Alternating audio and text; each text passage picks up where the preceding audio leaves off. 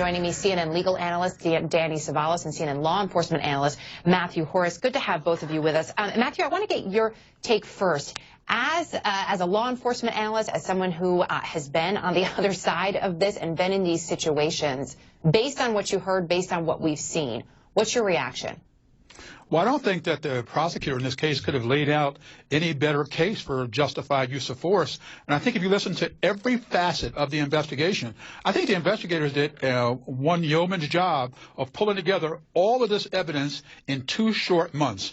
These were the questions that the public had at the very beginning. They had the questions 1 day in, 2 days in, 3 days in. And this makes the case that investigations like this require time, patience, and energy. And you heard every facet of the investigation laid out in implicit form today. We also heard, though, from the attorneys afterwards that their investigations are going to continue. Danny, that their investigation is not done. What does that tell you? Is this leading up to perhaps some sort of a civil suit?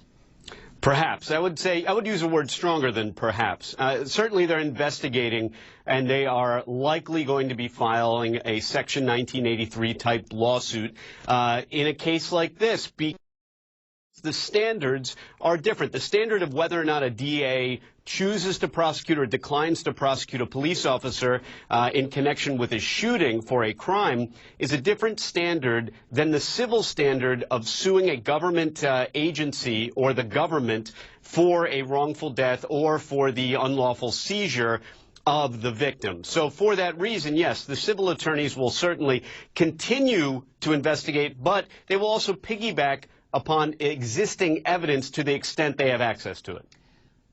To the extent they have access to it. So what is there in terms of evidence, Danny, that they might not have access to?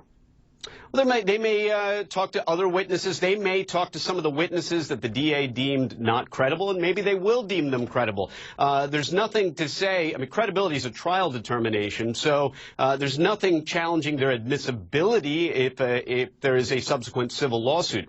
That's just one example. They may retain their own use of force experts who will opine that in this case, just giving an example, that when a person exits a car with a firearm by their side, that is not brandishing under perhaps federal law, which requires an aggressive move or pointing it at somebody. That might be an issue that they would retain an expert on, which would reach a conclusion different than that of the DA and be additional evidence that they would seek to introduce in a civil trial. Matthew, one of the conversations that we seem to be having over and over again in this country is when a police officer acts when there is a shooting, whether or not it's justified. Obviously, this is what they were looking at in terms of charges. But this is something that we're talking about more and more because there are videos like the one that we are showing now that was shot by Keith Lamont Scott's wife. How does that impact the job police officers are doing every day, and in your opinion, also the way citizens are reacting to it? Well, you know, Erica, you and I discussed this last week. It's this condition I described as coptics.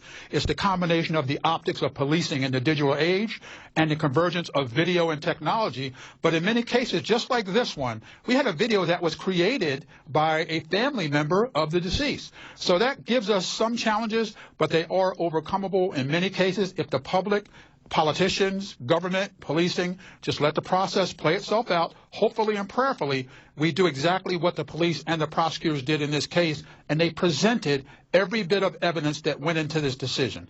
And from the very onset, people wanted the information that we got today in 24 hours. This is not a television show. This is real life. When officers have to fire their weapons, it's a real life and death situation, and you saw it play out in this case. We're going to have to leave it there for this discussion. We will continue to dive into this decision and also into these events a little bit deeper throughout the next couple of hours here on The Story. Danny Savalas, Matthew Horace, always appreciate your insight and expertise.